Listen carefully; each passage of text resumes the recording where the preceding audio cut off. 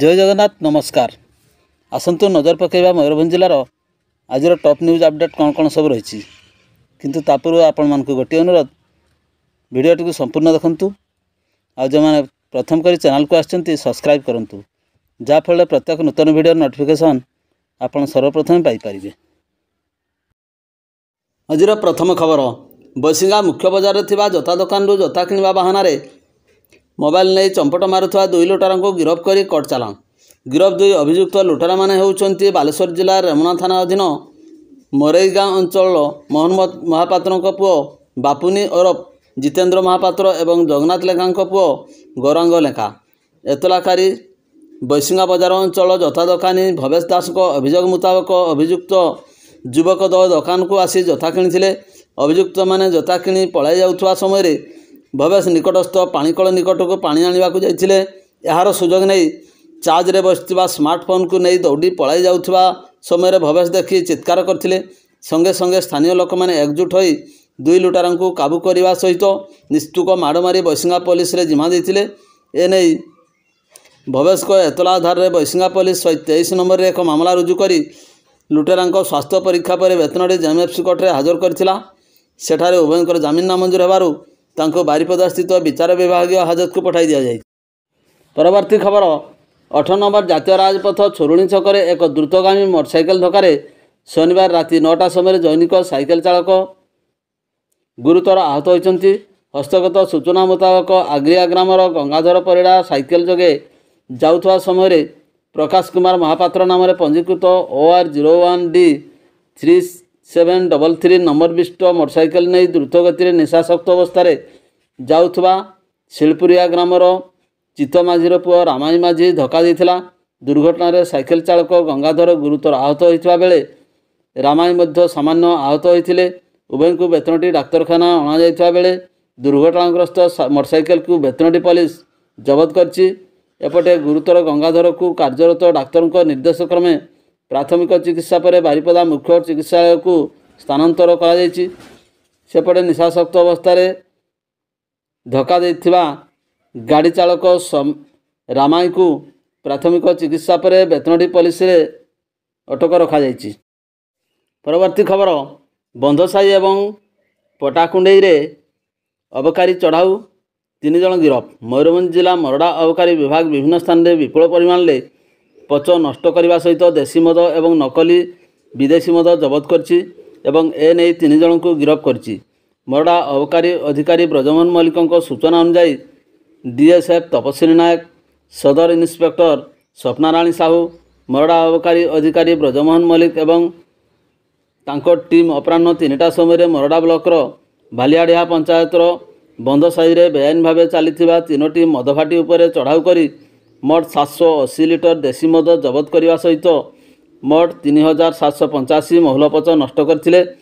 गिरफ होइथिबा व्यक्ति माने हेले राम हेम्रम एवं श्याम मुर्मू। एथि सहित मद तैयारी उपकरण जबत 40टी प्लास्टिक ड्रम जबत कराइछि। सेहीपरि पटाकुंडई रे थिबा एक होटेल रु बेआईन भाव विदेशी मद जबत करा जायथिबा जणा जायछि। जहाकु नै अभियुक्त अभिषेक दास को गिरफ्त करा जायथिबार सूचना मिली। परवर्ती खबर जिला प्रशासन पक्षर मयूरभंज जिले में समस्त स्कूल सकाळुआ समय परिवर्तन। प्रबल ग्रीष्म प्रभाव को दृष्टि रखी मयूरभंज जिलार समस्त स्कूल सकाळुआ समय परिवर्तन रही। एने मयूरभंज जिला प्रशासन पक्षर जिला जरूरीकालीन विभाग पक्षर शनिवार 11टा समय विज्ञप्ति प्रकाश पाई।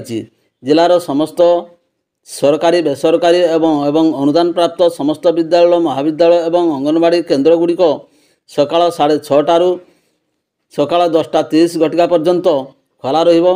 यापर अनुष्ठान गुड़िक छुट्टी कर दिज्व। एने जिलापाल निर्देश क्रमे यही विज्ञप्ति प्रकाश पाई। तेबे परवर्ती निर्देश पर्यंत यह बलवत्तर रहिबो। विद्यालय परिसर में पर्याप्त परिमाण में विशुद्ध पानीय जल महजूद रखापी परामर्श दि जाइछि। परवर्ती खबर बांगरीपसी स्थित द्वारसिंह घाटी अनिर्दिष्ट समय पर्यंत बंद रहिबो पत्थर ब्लास्टिंग। बांगरीपसी दे जाइथिबा 49 नंबर जातीय राजपथ द्वारसिंह घाटी रे प्रशस्तीकरण एवं मरामती कार्य आरंभ कराइछि। तेबे रास्ता प्रशस्तीकरण पाई पत्थर ब्लास्टिंग कार्य चली बेले जातीय राजपथ 49 घाटी रास्ता ଦିବା 12 ଘଟିକା ଠାରୁ ସନ୍ଧ୍ୟା 5 ଘଟିକା ପର୍ଯ୍ୟନ୍ତ ବନ୍ଦ ରହିଥିଲା। ତେବେ ଗତ ରବିବାର ଠାରୁ ପଥର ବ୍ଲାଷ୍ଟିଂ ଅନିର୍ଦ୍ଦିଷ୍ଟ କାଳ ପର୍ଯ୍ୟନ୍ତ ବନ୍ଦ ରହିବ ବୋଲି 2 ଘଟିକା ସମୟରେ ବାଙ୍ଗିରିପୋଷି ଥାନା ଅଧିକାରୀ ସୂଚନା ପ୍ରଦାନ କରିଛନ୍ତି। ପରବର୍ତ୍ତୀ ଖବର, ପୁରିନ୍ଦାଠାରେ ଶନିବାର ଅପରାହ୍ନ 4:30 ସମୟରେ ଏକ ପୋଲ ଦେହରେ ଦ୍ରୁତଗାମୀ ବାଇକ୍ ପିଟି ହେବାରୁ ଜନୈକ ବାଇକ୍ ଚାଳକ ଗୁରୁତର ଆହତ ହୋଇଛନ୍ତି। ଗୁରୁତର ବାଇକ୍ ଚାଳକ ଯୁବକ ଜଣକ ହେଉଛନ୍ତି ବେତନଡ଼ି ଉପଖଣ୍ଡ ତୁଳସୀଚରା ଗ୍ରାମର ହରିହର ମହାନ୍ତ।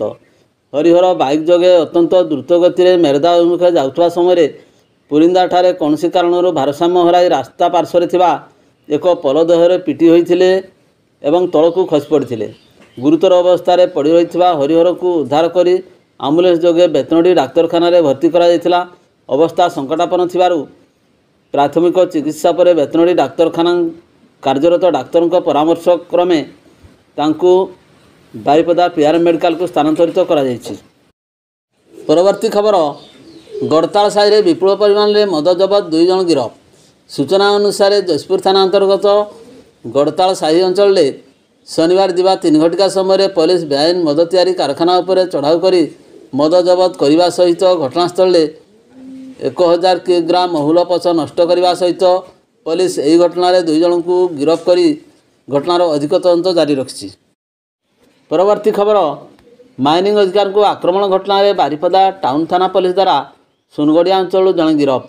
ବାରିପଦାର କରତବସାଠାରେ ମାଇନିଂ ଅଧିକାରୀଙ୍କୁ ଆକ୍ରମଣ ହୋଇଥିବା ଜଣାଯାଇଛି।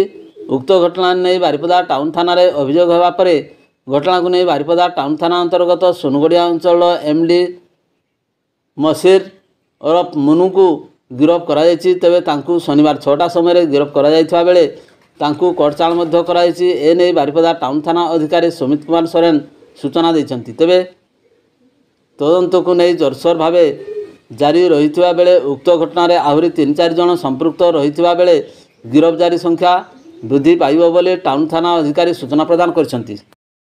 ପରବର୍ତ୍ତୀ ଖବର, ପଡ଼ିଆ ଗାଁ ନିକଟରେ କାର ଦୁର୍ଘଟଣା, 2 ଜଣ ଗୁରୁତର। ରାତ୍ରି ପ୍ରାୟ 10 ଘଟିକା ସମୟରେ ପଡ଼ିଆ ଗାଁ ନିକଟରେ ଏକ କାର ଭାରସାମ୍ୟ ହରାଇ ଦୁର୍ଘଟଣାଗ୍ରସ୍ତ ହୋଇଥିଲା। ଏହାପରେ ସ୍ଥାନୀୟ ଲୋକମାନେ ଗୁରୁତର 2 ବ୍ୟକ୍ତିଙ୍କୁ ଆମ୍ବୁଲାନ୍ସ ଯୋଗେ ରାଇରଙ୍ଗପୁର ଡାକ୍ତରଖାନାରେ ଭର୍ତ୍ତି କରିଥିଲେ। ଗୁରୁତର ବ୍ୟକ୍ତିମାନେ ଝାଡ଼ଖଣ୍ଡ ରାଜ୍ୟ ଅଞ୍ଚଳ ବୋଲି ଜଣାଯାଇଛି। ବାଦାମପାହାଡ଼ ଥାନା ପୋଲିସ ଦୁର୍ଘଟଣାଗ୍ରସ୍ତ କାରକୁ ଜବତ କରି ଅଧିକ ତଦନ୍ତ ଜାରି ରଖିଥିବାର ଜଣାଯାଇଛି। ପରବର୍ତ୍ତୀ ଖବର, ପାରିବାରିକ କଳହରୁ ଜନୈକ ଯୁବକ ବେକରେ ରଶି ଲଗାଇ ଆତ୍ମହତ୍ୟା କରିଥିବା ଜଣାପଡ଼ିଛି। ଆତ୍ମହତ୍ୟା କରିଥିବା ଯୁବକ ଜଣକ ଠାକୁରମୁଣ୍ଡା ଥାନା ପଡ଼ିଆବାଡ଼ା ଗ୍ରାମର ନାଥ ବଂଶୁଳିଆଙ୍କ ପୁଅ ବଣୁ, ବୟସ 35 ବର୍ଷ ବୋଲି ଜଣାଯାଇଛି। ମିଳିଥିବା ସୂଚନା ଅନୁଯାୟୀ ରାତିରେ କୌଣସି କାରଣରୁ ପରିବାରରେ କଳହ ହୋଇଥିଲା। କଳହ ପରେ ବେଣୁ ଘରୁ ବାହାରକୁ ଚାଲିଯାଇ ବିଳମ୍ବିତ ରାତି ପର୍ଯ୍ୟନ୍ତ ଘରକୁ ଫେରିନଥିଲା। ପରିବାର ଲୋକେ ବିଭିନ୍ନ ଜାଗାରେ ଖୋଜାଖୋଜି କରିଥିଲେ ମଧ୍ୟ ତାଙ୍କୁ ପାଇନଥିଲେ। କିନ୍ତୁ ସକାଳେ ଘର ନିକଟରେ ଥିବା ଏକ କୁସୁମ ଗଛରେ ଝୁଲନ୍ତ ଅବସ୍ଥାରେ ତାଙ୍କର ମୃତଦେହ ଦେଖି ପରିବାର ଲୋକେ ଠାକୁରମୁଣ୍ଡା ଥାନା ପୁଲିସକୁ ଖବର ଦେଇଥିଲେ। ଖବର ପାଇ ପୁଲିସ ଘଟଣାସ୍ଥଳକୁ ଯାଇ ଶବ ଜବତ କରି କରଞ୍ଜିଆକୁ ବ୍ୟବଚ୍ଛେଦ ନିମନ୍ତେ ପଠାଇଥିଲେ। ଏନେଇ ଠାକୁରମୁଣ୍ଡା ଥାନା କେସ୍ ନମ୍ବର 4/2024 ଅନୁଯାୟୀ ଏକ ଅପମୃତ୍ୟୁ ମାମଲା ରୁଜୁ କରି ଅଧିକ ତଦନ୍ତ ଜାରି ରହିଛି।